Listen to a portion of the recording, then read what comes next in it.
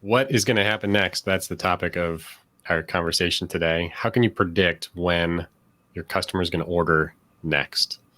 So before we get into the nitty gritty of this, let's talk about why you might want to do this. So when is it going to be useful to understand when the next order is arriving? So one question, is the next order ever going to arrive? After the last order, did they churn and go with somebody else? In which case, it might be worth sending a salesperson in for a salvage operation. And the other thing is just the ability to forecast your cash flow month to month. If you've got some idea of, in general, how the order flow is going, and then what the impact is if you lose a particular customer, especially a high volume customer, what's that going to look like for your cash flow projections? And and that's it's important for a business, because without the cash, you don't have a business. Right. Yeah. For me, it's always been about how can I prioritize my activity? And I think as a salesperson, and again, all sweeping generalization, salespeople intuitively, if you're responsible for 50 accounts, you know what the order pattern is for your high volume accounts. Are these accounts that order once a month? They order twice a year, things like that. And if in a situation where the vice president of sales sends out an email out and saying, hey, let's pull in as many orders as we can for this quarter, questionable practice, it happens. I want to look around and say, okay, I know that the University of Wisconsin is going to order in July. That's when I think they're going to order next. But if I can call them, I may be able to get them to move that order up to June, and then it'll fall in this quarter and I'll get extra commission or something like that. So with limited time, I think it can be helpful qualitatively to understand where to focus. And on the churn side also, okay, if I'm normally expecting an order from a customer, I'm looking very closely to see if that's going to happen. And if it doesn't, I'm going to, again, salvage operation or something to try to intervene. But we can actually do this quantitatively, and we can do it at scale. And I think that's where we want to take the conversation.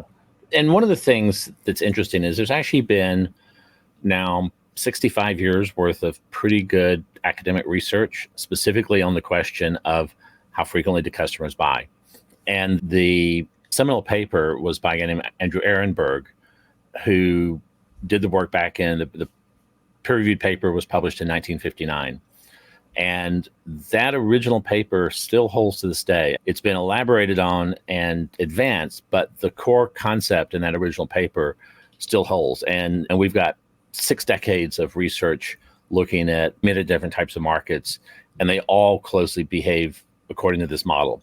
And so the idea is that purchase frequency follows what's called a non-binomial distribution, which is basically what sometimes marketers refer to this as a banana curve, because the curve is literally shaped like a banana. It's high on one end, low on the other end. And what that means is that you've got some customers who are going to consistently be high frequency buyers and many more customers who are going to be low frequency buyers. And the general rule of thumb is that you're about 80% of your infrequent buyers are going to be, or about 80% of your buyers are going to be infrequent buyers, and they're going to represent about 50% of your revenue. And about 20% of your buyers are going to be these high frequency buyers, which they will represent about 50% of your revenue. So you can't really ignore either, because you're getting roughly half of your revenue from these infrequent buyers.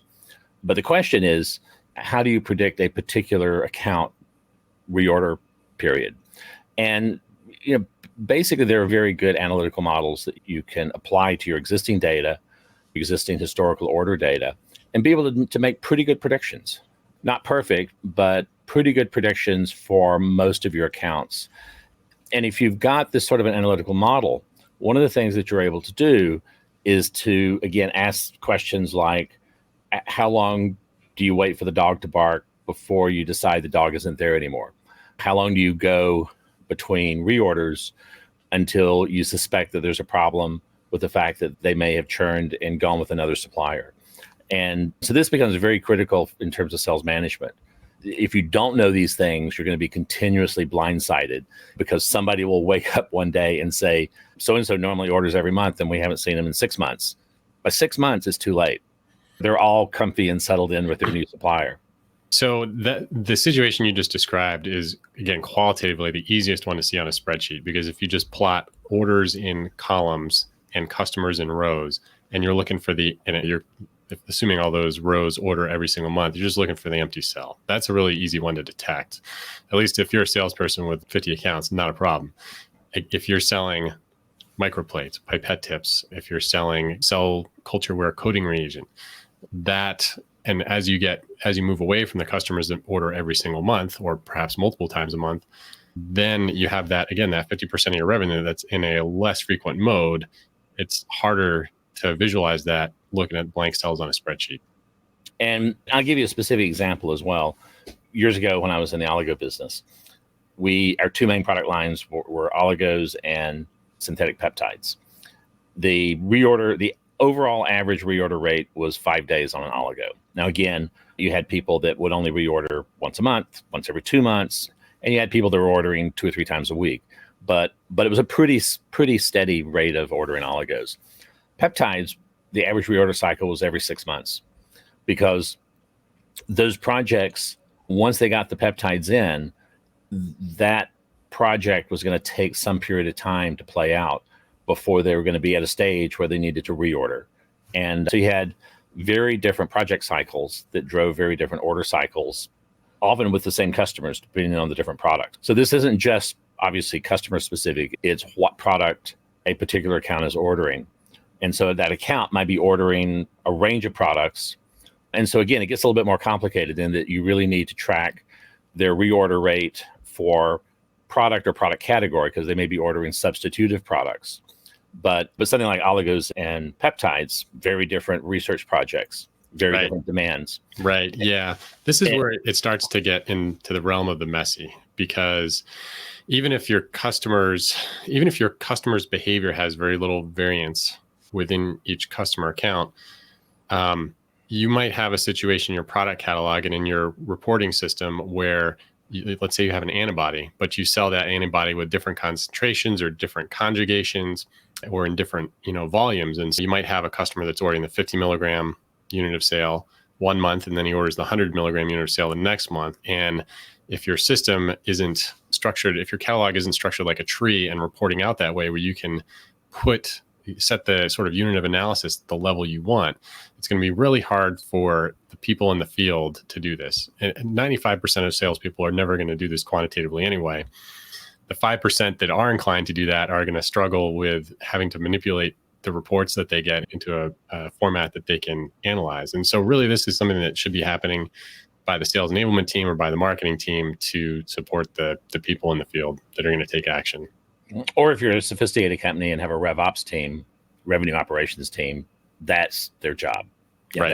That's where the quants should be living, going through this data. I have never actually had the pleasure of working under a or with a RevOps team. It's generally been smaller companies or predated the concept of that function. Do you see these churn management and predictive models being employed by RevOps teams in life sciences?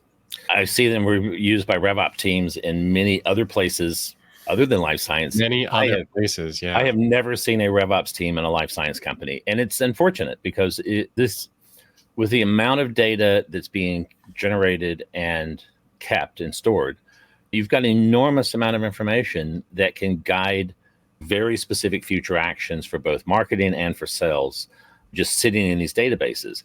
And without someone that can come in and pull this data out, make sense of it, build some models, and then generate reports that will actually alter actions. Because at the end of the day, what you want to do is to take this data and have some sort of actionable set of decisions so that you've got salespeople doing things different than they would have done if you hadn't had that data, or marketing doing things different than they would have done if you hadn't have had those reports. And so I think there's an enormous missed opportunity given just the sheer volume of data that's piling up in order systems and CRMs, and including stuff like data from the website and data from your marketing campaigns. All of this should be able to be pulled together to give you a really predictive look at how the business is going to flow over the next 2 or 3 or 4 quarters. Yeah, it's the typical long on data, short on meaning and analysis problem. Yeah, and in most companies, in biotech seems to be particularly bad, it's a giant roach motel for data. The data checks in, but it never checks out. And so you miss a lot of opportunity here. But I think there is real value to having good predictive models around reorder cycles, because that's exactly the kind of information that can drive very specific marketing campaigns and can drive very specific, very time constrained actions on the part of sales. That, again, if someone notices that that customer that orders every month hasn't ordered in 6 months, it's way too late to do anything about it. If you figure this out by month 2 or month 1.5 that you suspect there's a problem, then you've got time to do something. And Right. so these things really put revenue on the bottom line. So let's say you're one of the thousands of CEOs listening to this live stream, and you're thinking, wow, this is okay. This sounds like something that's not too hard to implement. Should I have a KPI on my dashboard for average reorder frequency for the customer base? Not sure you should have one on a dashboard, because it's going to be a lot of numbers. Because again, it's a matrix of your products versus your accounts, or at least your major product categories versus your accounts. This can get big. If you've got 200 products and 15,000 accounts, that's a big spreadsheet. And most of this is people behaving normally. So what you really need is an exception report. So don't tell me all the things that are functioning as expected. Tell me the 3 things that look out of whack. And because now we can go and we can make some phone calls, we can pay a visit, you can do something actionable about that. So I think it's easy to drown in the data, but the key thing is KPIs by exception, not just, KPIs coming out of a fire hose. So can we think of this as a statistically controlled quality process where you expect a certain number of imperfections or quality fails, and that's something that can be monitored? Very much. And these numbers all have variances, because again, if you've got someone who's ordering weekly and they've been doing it for 5 years, yeah, you got a lot of data points. If you got someone who orders once every 6 months and they've been doing it for a year and a half, you're going to have pretty big error bars on your predictions. So again, a lot of it depends on the nature of how frequent the ordering is, how consistent the customer is. But there's always a pattern, and there's always some predictive number you can give, maybe with large error bars, maybe with small error bars. But the idea is ideally some sort of a system that will tell you what's out of whack, because at any given time, almost everything is going to be flowing normally. A few things will be out of whack, and that's the stuff that you need to know about sooner rather than later. Right. So over time, is it useful to look at these things over time and say, okay, we're shortening our average order interval over time, or we're reducing the number of outliers that we're detecting in a period? Can we use this as a way to look at our marketing and sales performance? And there's actually a very good metric that, again, I've never seen a single biotech company use, but is widely used in most other tech-related B2B companies. And it's a metric called sales velocity. And so it's a single number that you can track over time, and you're really looking for sort of deltas over time, so the changes in the value up or down. But what it's tracking is a blended metric looking at what's your close rate. Is that going up or down? What's your sell cycle? Because again, you might have something that closes 20% more often, but it takes twice as long.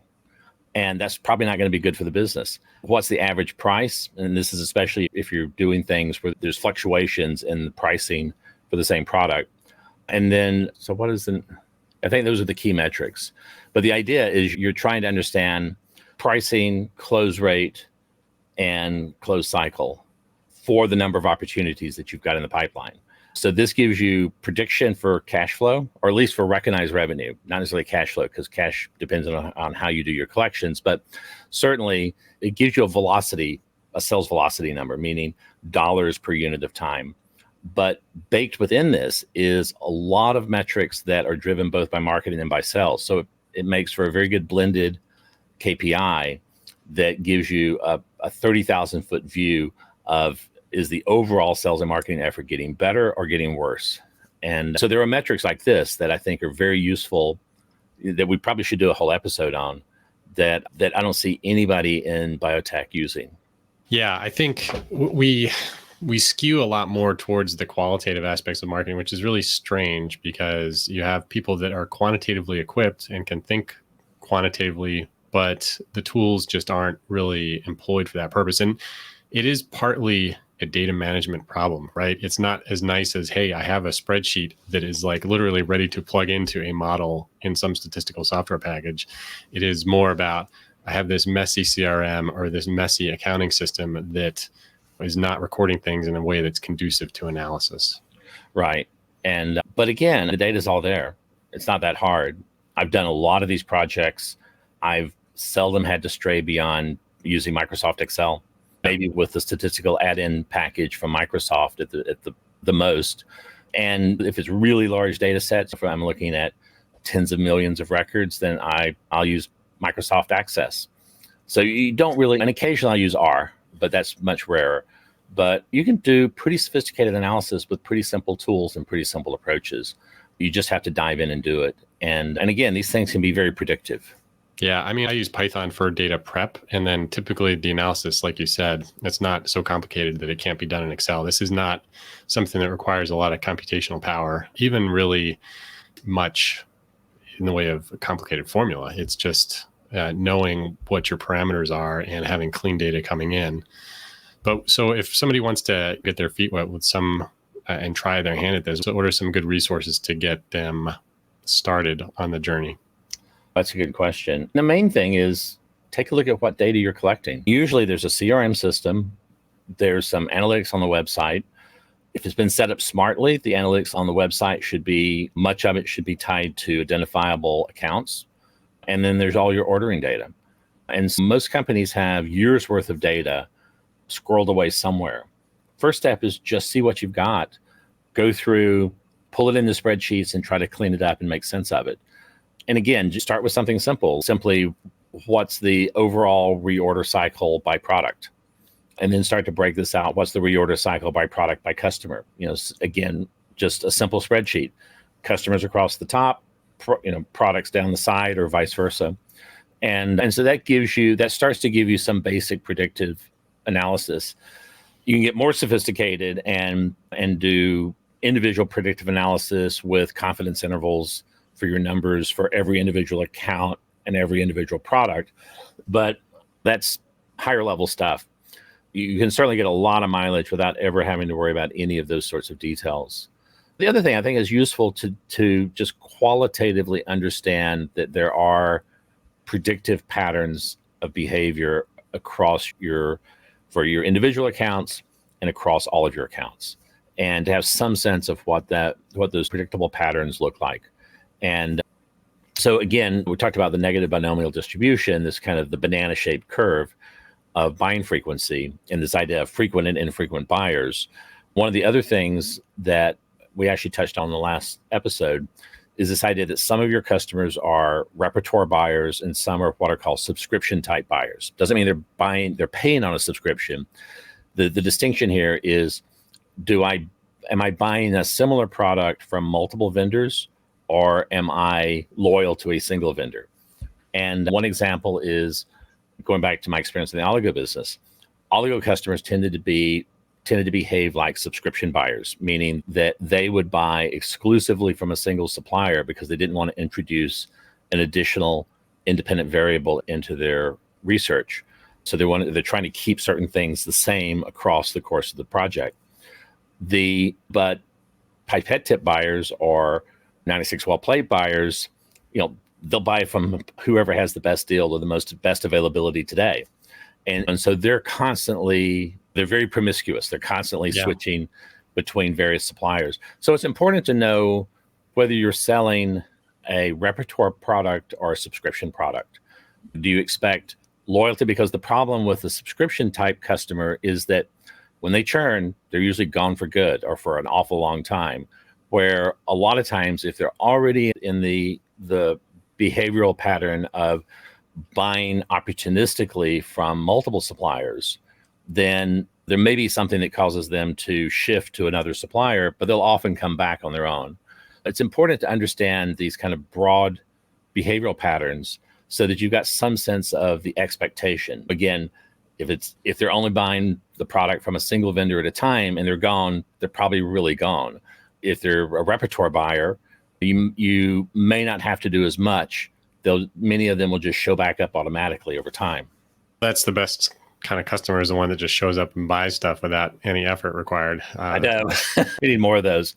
Unfortunately, those are never the ones that need the most work. But yeah, so I think we've given this topic a pretty good conversation. And if you have questions on how to implement this, throw us a comment or a message, and yeah, reach out. We'll try to help you out. Because I think we've both got a lot of experience in this area, and that it's fundamentally much easier and much simpler than people imagine it to be that haven't done it.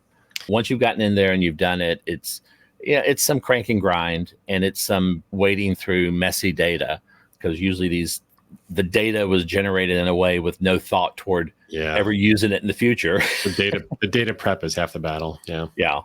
But it literally is. If you look at the sort of full-time data scientists, their estimation is that data prep, data cleanup is roughly 50% of the time block on any given project. Yeah, and that's usually the worst part, is you're just wading into a messy bunch of data, and you're trying to clean it up, make sense. Once you've done that once, you know how the quirks of your data, and then to start to get good predictive reporting out of this is very simple. It's really something that every company should have at least one person spending a day a week, a day every 2 weeks working on this, because the payoff is really quite good. Yep. It's a lot easier than looking at the revenue numbers at the end of the year and realizing you lost a lot of money. Yeah, because otherwise you're flying blind. And and this is a good question, or a good test, is if you consistently see revenue surprises, you probably need some of this sort of approach, because you just should not be consistently seeing revenue surprises. You should be getting hints of these before they become painful. We're in a permanent state of revenue surprise. I like that. So until next week, Dale.